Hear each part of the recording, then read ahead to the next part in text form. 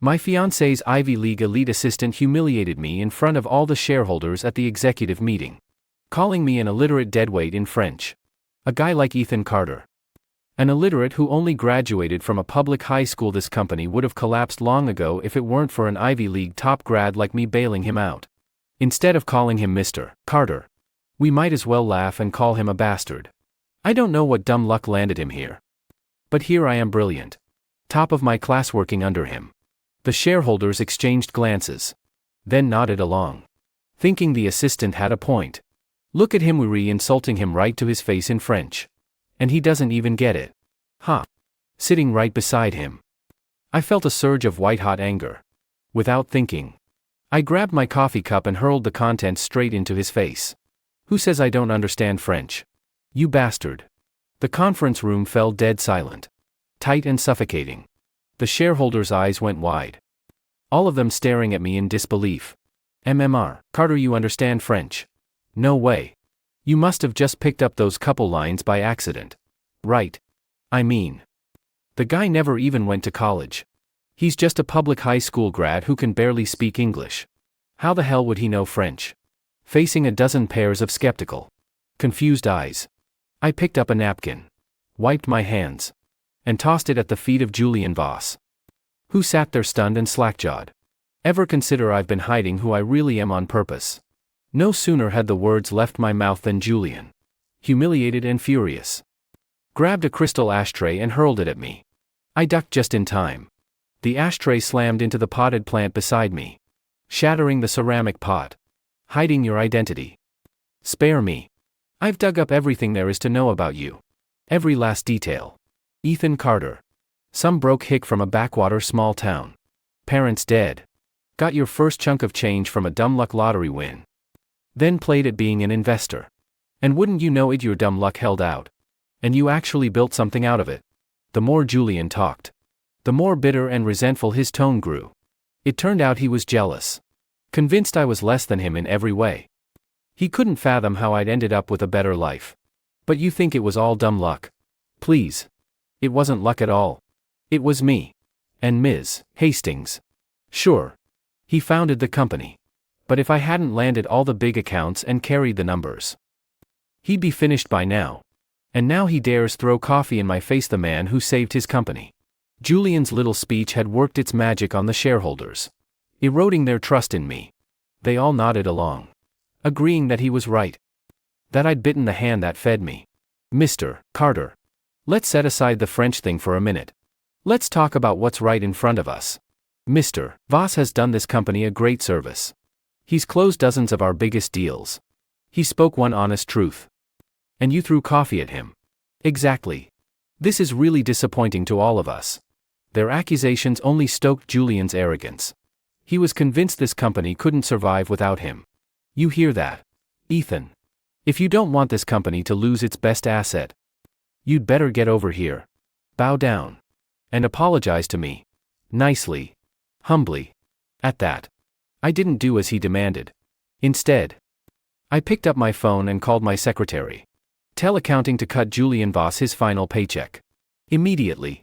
Julian shot straight out of his seat. Ethan Carter. What the hell is that supposed to mean?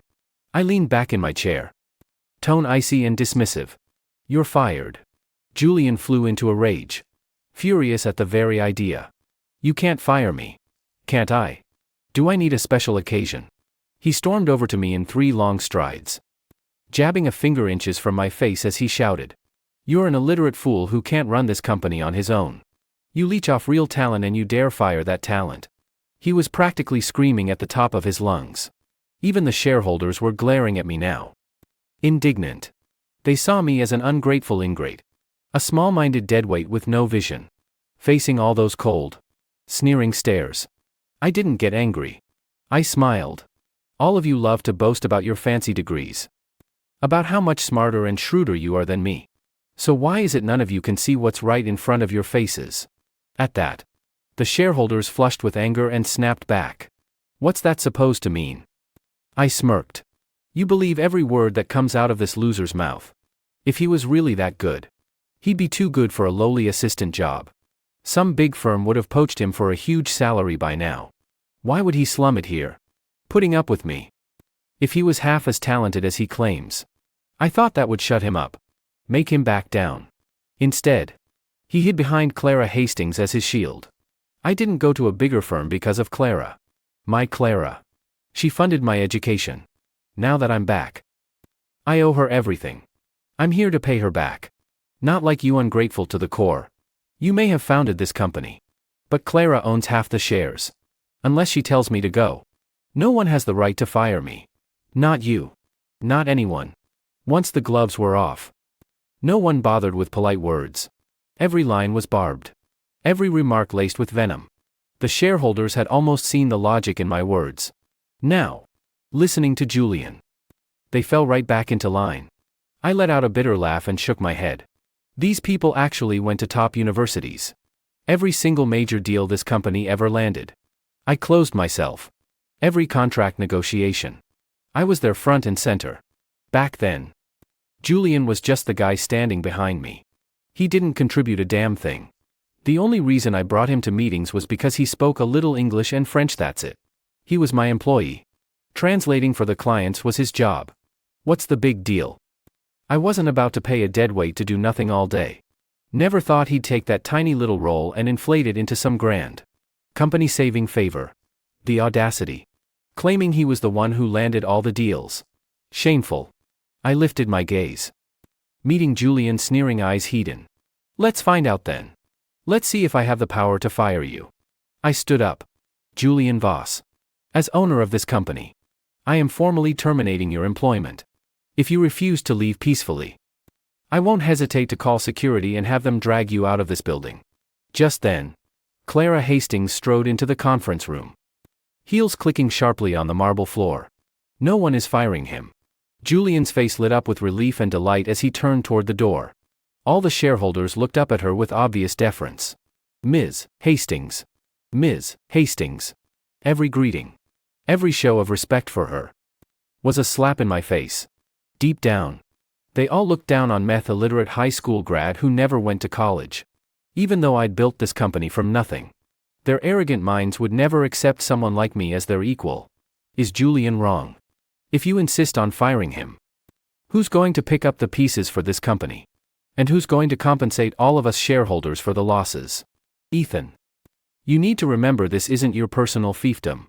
Every ruler falls when their own ignorance and stupidity drag their kingdom down. Do you really want to be one of those incompetent, tyrannical fools? With Clara's sharp, forceful words hanging in the air. Everyone else chimed in. She's right. Those who elevate you can also destroy you. If you're set on being a tyrant, we won't hesitate to remove you. The denunciations came one after another, comparing me to a fallen monarch. It was a clever tactic. I'd give them that. But I wasn't a tyrant. And I wasn't some helpless deadweight they could just toss aside. With Clara backing him up, Julian's attitude toward me turned even more vicious. You hear that, Ethan? I'm untouchable. You can't do a damn thing to me. You're not firing me. Clara's firing you. No sooner had he spoken than Julian stepped to Clara's side. Clara. It's time. Stop holding back. Clara fell silent, looking thoughtful, as if wrestling with a decision. Hearing Julian's line, something clicked in my head. Clara had been plotting this all along. She wanted to take over the company, to push me out. She'd just been waiting for the right opportunity. And now my fight with Julian had given her the perfect excuse to make her move. Right out in the open. Ethan. The shareholders and I have talked it over. You're not fit to lead this company. I shifted my gaze to Clara, waiting for her to say her piece. Your vision. Your scope of theory too small. You don't have what it takes to take us to the top. And your background. If this company grows bigger and people find out who founded it, they'll laugh. They'll laugh that the founder is nothing but an illiterate public high school dropout. It's bad for the brand. My hand clenched into a fist under the table. All they ever did was mock me for my high school education. But look at the wealthiest people in the world, how many of them came from Ivy League schools. These college-educated fools with their fancy degrees thought they were so superior, looking down their noses at everyone else. Why don't you just say it? You want me to hand over control to you? Take a payout for my shares and go home. Is that what this is? Clara's lips curled into a cold, Mocking smile. Yes. At that, I actually laughed out loud. Bitter and sharp. Makes me wonder about your taste. Then, if you thought so little of me from the start, why did you ever agree to be with me? You act like you're so noble and perfect. But you're rotten on the inside. Always have been. My words struck a nerve. Clara's face darkened instantly. Well, Ethan, I've come to my senses. No more stupid, lovesick choices. Consider our engagement over. Effective immediately. We're done. Julian was practically giddy with joy hearing that. Yes, Clara. You should have done this ages ago. Everyone always said you were a rose stuck in manure. I've always thought you deserved so much better. Ethan Carter. A lowlife from some hick town. What gives him the right to be with someone like you? The shareholders had no objections. They all raised their hands, voting unanimously for Clara to take over my position. Ethan. Let's be honest. We do look down on you. On your background. This company is growing. We don't want your history turning into a punchline. Something people joke about over drinks. Sell your shares to Ms. Hastings. Take the money and go back to whatever hick town you crawled out of. Seeing everyone lining up behind him and Clara, Julian's confidence swelled. He got bolder. I'd just pulled out a pack of cigarettes and was about to light one when he snatched it right out of my hand. Well, Davidoff Royal Release. Think smoking expensive cigarettes makes you somebody. He put one in his mouth. Then brazenly perched himself on the edge of the conference table right in front of me. He smirked, lit it, and took a long drag. Then, with pure arrogance, he blew the smoke directly in my face. What are you still sitting here for? You idiot. Get up and get up. He shot to his feet and kicked my chair hard, sending it jolting backward. I looked up at him, calm on the surface. But a storm was raging inside me. Last month, on a business trip, some guy thought he was tough too. Kicked my chair just like that. You know what happened to his leg after that? Huh. All tough talk.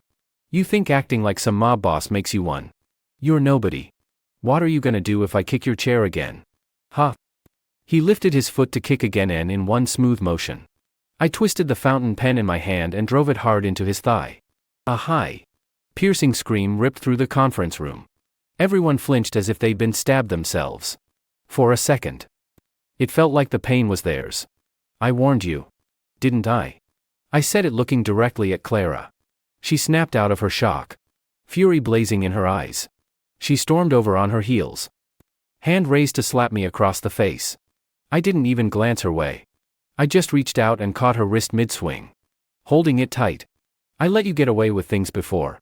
Let you act out. Let you defend him. It wasn't because I was weak. It was because you were my fiancé. Now that our engagement's over, I don't have to put up with your crap anymore. With that, I gave her a firm shove and sent her stumbling backward. She fell hard, landing in a heap right next to Julian. I dropped the lazy, careless act and fixed the shareholders with a sharp look. All of you call me a self-made illiterate. Think I'm some useless deadweight who can't do anything. But you seem to have forgotten one thing. When this company was just getting off the ground, some jealous rivals hired a mob boss to seize our shipment at the port of Chicago. Everyone said Ethan Carter was finished. But I never accepted defeat. I went down to the docks alone, with nothing but a knife. Gambled my life against the boss. Got my shipment back. Saved this company. I've been through hell and back. You think I'm gonna go down because of you too? A cheating woman and her lapdog. Clara clenched her fists so tight her knuckles went white. She wasn't scared of me. Not yet. That was the old you. Ethan. Not the man you are now. Removing you isn't just my call. It's all of us. Clara quickly regained her cold composure. She stood up and swept her gaze across the room. Aren't I right? The shareholders dropped all pretense of politeness. They slammed their hands on the table and stood as one. Yes. Their answer was loud, unified, and final. They were banding together to throw me out. With all our shares combined. We don't just think we can oust you. We know we can. Julian gritted his teeth and pulled himself up, leaning on Clara for support. You don't have a choice. Ethan. You're out. Whether you like it or not. I didn't bother responding to Julian. I just waited. Patient. For the other shoe to drop. Clara and the shareholders wouldn't dare try to oust me today unless they had an ace up their sleeve. And sure enough, I was right. Clara gestured to the door, and a top-tier corporate lawyer walked in. She took the document from him, flipped it open, and held it up for me to see. I really didn't want to crush you completely. You were my fiancé. After all, I was just gonna let you take your payout and leave quietly. But you had to be difficult. Clara Hastings. What are you doing? Cut the crap. Seeing my anger flare, everyone burst out laughing. I'm kicking you out. That's what I'm doing. This is an unconditional share transfer agreement. Signed by you. I shot to my feet. I never signed any such thing. On my birthday. We were playing that game. Blindfolded. We told you it was the property paperwork for the new house. It came back to me. It had happened. Just like she said. A cold, burning hatred coiled in my chest. Sharp and unshakable. No wonder they dared to mutiny. They'd had this trap laid this whole time. Ha. There it is. Ethan. Now get lost. And here's the best part, you don't even have money left for food. Money. I glanced at Julian. Confused. Clara drained every last cent from your bank accounts. Just now. While we've been in here. Ding. My phone buzzed in my pocket. A bank alert. Every dollar I had was gone. That was the moment my anger boiled over. Clara Hastings. You've gone too far. Clara looked at me with pure disdain. You're the one who didn't know his place. I'm a city girl. A wealthy, beautiful heiress. Why on earth would I ever actually want you? So you only agreed to marry me for my company. That's it. She didn't answer. But everyone else laughed. Mocking me for being so stupid. If you don't want to leave, buy the company back. If you can. But you're broke. Penniless. You don't have a cent to your name. How you gonna take it back? Facing all their taunts. I swallowed my rage and forced myself to stay calm. I picked up my phone and made a call. Take down Hastings Group. As fast as possible. Hastings Group was Clara's father's company. Ha. Look at him. Playing tough. Who do you think you are? Anyway. I sat back down in my chair. Calm as could be. Not a trace of panic on my face. Clara narrowed her eyes, watching me closely. Julian yelled for security to come in and throw me out. Moments later, a team of security guards burst into the room. TSK. What's the rush? Why don't we wait a little while? See if I'm telling the truth. Fine. I'll give you 1 hour. 1 hour to squirm. An hour passed. Clara hadn't heard a word from her father about any collapse. All right. Get him. Shut his lying mouth for good. But the security guards didn't move. They ignored her order. Clara's face twisted with rage. Are you deaf? I said. Just then, Clara's father called her. You ungrateful brat. Who did you anger? Hastings Group stock is tanking free fall. I didn't anger anyone. Mid-sentence.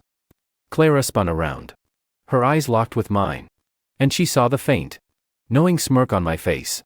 Ethan. She stared at me, disbelieving. Then quickly shook the thought away. It can't be you.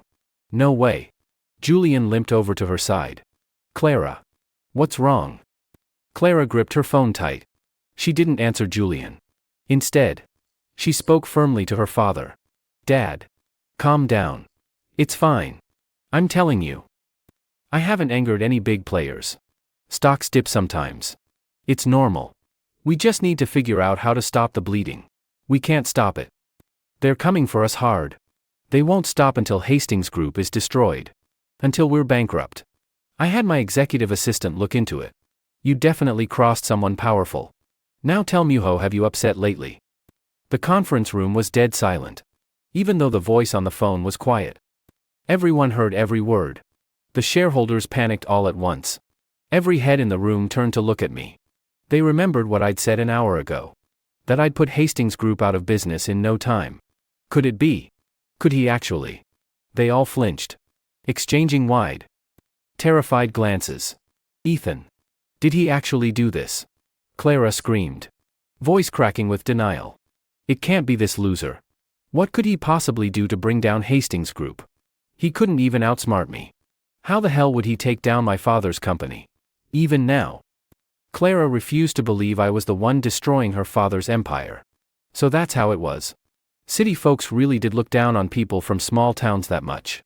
I twirled my fountain pen between my fingers. Sitting there calm and unbothered. Julian pointed at me. Face twisted with scorn. If Ethan Carter did this, I'll eat this entire damn conference table. I glanced up at him. One eyebrow raised. Julian. Don't talk so big. Humility suits you better. Humility my ass. Who the hell do you think you are? Lecturing me. You're nobody now. A nobody with no job. Now get the hell out of my company. I smiled. Slow and knowing. If I leave, who's gonna stop Hastings Group's stock from crashing? Bullshit. There's no way you're behind this. Stop pretending. Get out. I didn't answer Julian. Instead, I gave Clara one last chance. One choice. She was clearly unraveling. Jaw tight. Brows furrowed with frustration and dread. Clara. Are you sure you want me to leave? Don't say I didn't warn you. If I walk out that door, Hastings Group will be bankrupt before the day is out. Shut up. Just get out. Fine. If she didn't want her last chance, I had no reason to go easy on her. I stood up, straightened my suit jacket, and walked out of the conference room with steady, confident steps. Every move said I already had this one. When I reached the door, I didn't look back. I just tossed one line over my shoulder. Soon enough, you'll be begging me to come back. Once I left the building, a limited edition Rolls-Royce pulled up in front of me. Having been waiting out of sight, the door opened, and a man in his 50s dressed in a sharp black suit stepped out. Sir. I gave a quiet hum of acknowledgement and slid into the back seat. Clara and the rest of them thought I was born poor. Some weak loser anyone could mock and push around. But they were wrong. Dead wrong. I was Alexander Thorne. Heir to the Thorne family, the first and most powerful of the 4 great elite dynasties of New York City. I'd come to Chicago only because my grandfather had arranged a childhood engagement between Clara and me.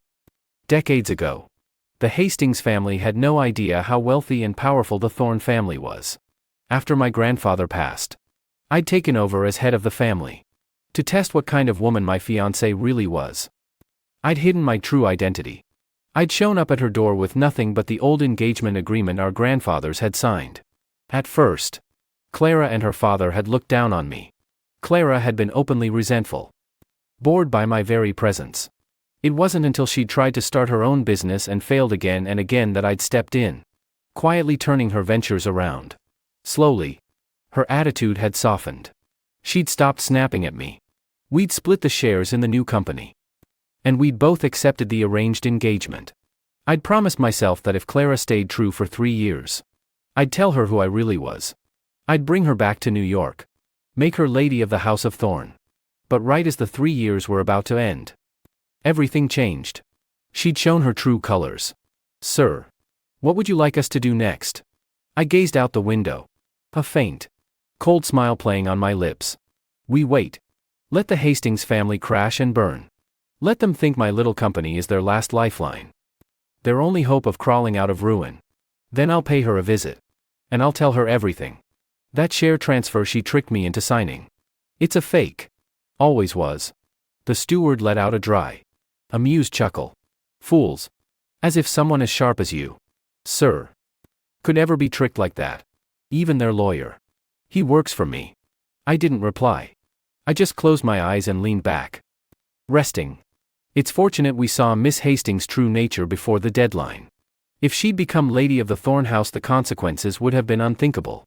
The late patriarch would understand. He wouldn't blame you for this.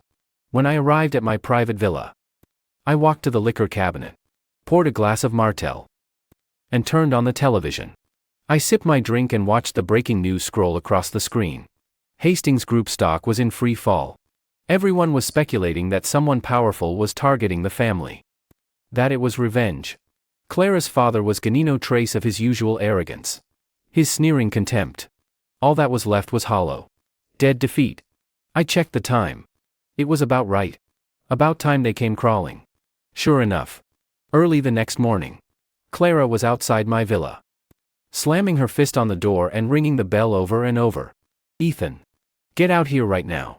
You're the only person I've ever crossed. The only one. You did this, didn't you? You're destroying my family's company to get back at me. You useless piece of crap. Get out here and explain yourself. Finally. She'd come. The bodyguards opened the door. And Clara stormed inside. Eyes blazing with rage. Seeing me sitting calmly on the sofa, sipping coffee like nothing was wrong, only made her angrier. She lunged for my coffee cup, ready to hurl it at me, but the bodyguards caught her wrists, holding her back. Their grip was tight. Clara winced, jaw clenched against the pain. Let go of me. You'll regret this. At that, I let out a soft, amused laugh. Regret me? With what? Your bankrupt family company. Or are you gonna use my company as leverage against me? You tell me the truth. Did you do this to Hastings Group? All of it. Yes. Damn you. How could a loser like you possibly bring down my family's company? But you're the only person we've ever wronged. I know it's you. It has to be. I lifted a hand, gesturing for the bodyguards to let her go. As soon as she was free, she looked ready to lunge at me and tear me apart with her bare hands. Before you call someone else a loser, try using your brain for once. Makes it sound like everyone in the Hastings family is a brainless deadweight. If I'm such a loser, how did I bring down your precious Hastings Group? Go on. Explain that. Clara had no comeback. My words left her speechless, sputtering with rage. All she could do was glare at me with bloodshot eyes, fists clenched so tight her nails dug into her palms. She wanted to attack me, desperately, but with the bodyguards standing there, she didn't dare. She knew she'd only get hurt. She could tell these men wouldn't go easy on her just because she was a woman. They'd put her down without a second thought. Who are you? Really? Tell me. Take it out on me. Whatever you want. Just leave my father's company out of this.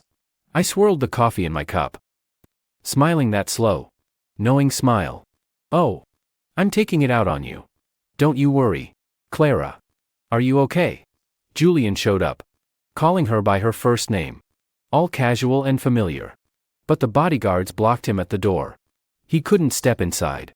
When Clara saw Julian, she forced down her rage, trying to compose herself. I checked it out. It's not Ethan behind Hastings Group's collapse. It's the Thorns, the #1 family of the 4 great elite dynasties out of New York. What? The Thorn family. Head of the 4 great dynasties in New York. Just hearing the name Thorn is terrifying. Why on earth would we ever cross someone that powerful? What Clara and the rest of them didn't know was that the powerful tycoon they were whispering about. It was me. I looked up at them. Voice calm and final.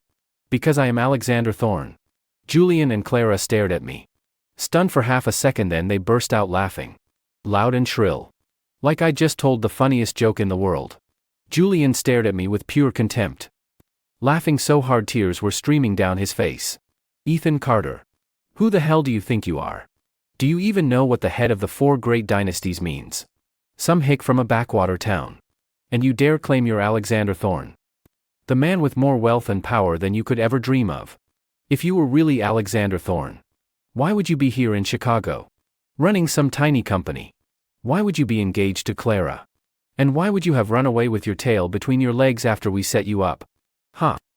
I can't even keep talking. This is too damn funny. Clara's disgust for me deepened, curdling into something ugly. She looked like she thought the years we'd spent together had been a waste. Like she'd been bitten by a dog. Let's go. If Mr. Thorn really is behind this, there's nothing we can do. We just have to take it. But it's fine. We still have the company we took from him. I'm rebranding it as Hastings Group. Immediately. When she said that, Julian swept her up in his arms and spun her around. Giddy. Clara. You're amazing. Right there in front of me. They kissed. Deep and hungry. Like I wasn't even in the room. They thought it would get to me. That it would hurt. But I felt nothing. Not a single flicker of emotion. Before they left, Julian shot me one last sneer of contempt over his shoulder. You should just pack your bags. Ethan. Go back to whatever hick town you came from. The big city isn't for losers like you. You don't belong here. They thought they'd won. Thought they could relax. That everything was theirs. But on the 3rd day, desperate to save the Hastings family name and prove they weren't ruined, Clara rushed to rebrand Carter Group as Hastings Group. She stood there with her father, facing a crowd of reporters and cameras. Her face full of that old arrogance. She was there to tell the world the Hastings name wouldn't fall. One reporter spoke up. Skeptical. Wait, Carter Group was founded by Ethan Carter.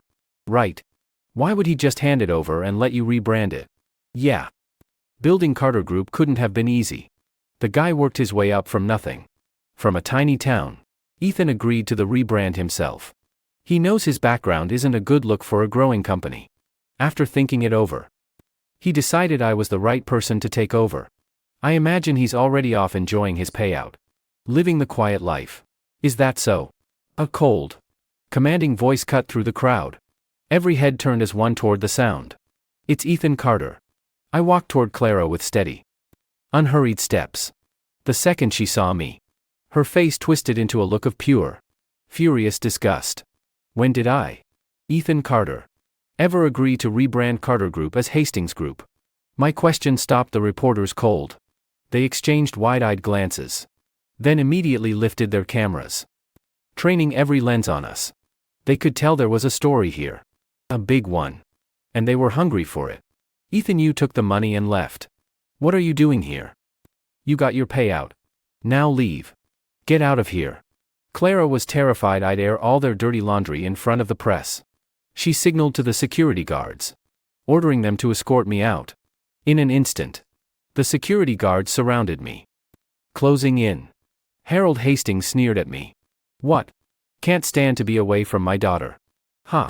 Take a good look at yourself sometime. A toad lusting after a swan, you think you stand a chance. A few people in the crowd snickered at that line. Julian preened, delighted to see me mocked in front of everyone. Give it up, Ethan. You can't win against all of us. Not alone. I swept my gaze across the crowd. Calm but unshakable. The sheer force of my presence silenced the room. Every voice died down, like they'd all been struck mute. I never transferred my Carter Group shares to you. And I never took a single cent from any of you. Huh. Are you delusional? I have the share transfer agreement right here, with your signature on it. Don't lie. Then show it to everyone. Let's see who's really lying here. Clara would have ignored me. But the reporters were demanding proof. They wanted to see the document. Fine. Have it your way. Let's put this to rest once and for all. Julian told the lawyer to bring out the share transfer agreement. Clara took the contract from the lawyer, shot me a contemptuous glance, then flipped to the signature page and held it up for all the cameras to see. Look for yourselves. Ethan signed this with his own hand. I didn't trick him or force him. Nothing like that. But the next second, the crowd was staring at her, confused. Ms. Hastings, this doesn't say Ethan is transferring his shares to you. It says you're transferring all of your shares to him. Every last one. Clara's smile froze on her face. She wrenched the contract back to stare at it herself. Seconds later, she shrieked. That's impossible. I tricked him into signing his shares over to me. This is wrong. Wait, so Ms. Hastings was lying. People say the truth slips out when you're panicking. By the time Clara realized what she'd said, it was too late. Her admission was caught on every camera. There was no way to talk her way out of it. Julian and Harold stepped forward to try and do damage control, but then the large screen behind them flickered to life. The footage showed everything. Every step of how Clara and her conspirators had plotted to steal my company. Clara spun around to gape at the lawyer standing beside her. He let out a dry, amused chuckle, then slowly walked across the stage to stand at my side. Forgot to mention IVE always worked for Mr. Carter. Julian and Clara stared, dumbfounded. Their whole world was crashing down around them. By now, it was obvious. They finally understood. Ethan, you knew. You knew everything we were planning. And you just sat back and watched. Like we were clowns performing for you. Didn't you? I said nothing. I just stared at them, face cold and impassive. Julian was the first to snap, humiliated and furious. He lunged at the lawyer with his fist raised, but the lawyer sidestepped and kicked him hard, sending him sprawling to the floor. The shareholders who'd mocked me were shifting uncomfortably. Their cruel, bullying behavior laid bare for the whole world to see. Someone in the crowd spoke up. Come on. Everyone's family came from somewhere small. Who do they think they are? Looking down on people like that. Yeah. They all ganged up on him. It's nothing like they said. Disgusting. That's exactly what I wanted. Their reputations ruined. Thoroughly. Completely. Until they could never recover. Until they could never crawl their way back up. Clara's eyes went wide with panic. Everyone around her was shouting. Blaming her and Julian for everything. Harold Hastings acted fast. He ordered the security guards to smash the reporters' cameras. To stop any of this from getting out. Lock the doors. None of you breathe a word about what happened here today. If you do, you'll end up dead. Accidentally. Mysteriously. Understand? The threat was blunt. Unmistakable. The press froze. Unsure what to do. I glanced at my phone. This had gone on long enough. Harold Hastings. Who do you think you are? Even the local mob boss in Chicago doesn't act this entitled. Huh. Funny you should mention him. The local mob boss. He's my sworn brother. I say who gets ruined. And who doesn't. So if you want to keep breathing, you'll sign over those shares. Do that. And we'll let you walk away in one piece. I smirked. Crossing my arms over my chest. And if I say no, then you'll find out. Harold drew a finger across his throat. Like the gesture would scare me. Call him. Go on. My casual, unimpressed attitude sent Harold into a full-blown rage. He actually called his so-called sworn brother. Summoned him to come put the press in their place. It didn't take long. The local mob boss showed up. Right on cue. Clara and the others immediately put on obsequious smiles, hurrying to greet him. But when Harold pointed me out and told him who to deal with, the mob boss went white as a sheet. His legs gave out. And he collapsed to the floor. MMR, Thorne. Harold and the rest were stunned again. Every person in the room stared at us. Eyes wide with disbelief. I looked at the terrified mob boss and smiled faintly. Well, what are you waiting for? Do it. And then. I wouldn't dare. I had no idea it was you. Sir. If I'd known, I wouldn't have come within a mile of this place. Not if you gave me 10,000 chances. Harold grabbed the mob boss's arm. Frantic. Tiger. Who is he? Tell me. Tiger rounded on Harold. Eyes blazing with fury. He's Alexander Thorne. Head of the Thorne family. First of the 4 great dynasties of New York. Who is he? He's the man you just tried to have killed. You idiot. Harold Hastings, you blind. Stupid fools. You dared to cross Mr. Thorne. You're all dead men. Tiger climbed to his feet. Then set to work beating Harold and Julian to a pulp. Desperate to make amends. Clara stood frozen. Numb with shock. Her eyes were wide. And you could see the regret drowning her. They'd never imagined it.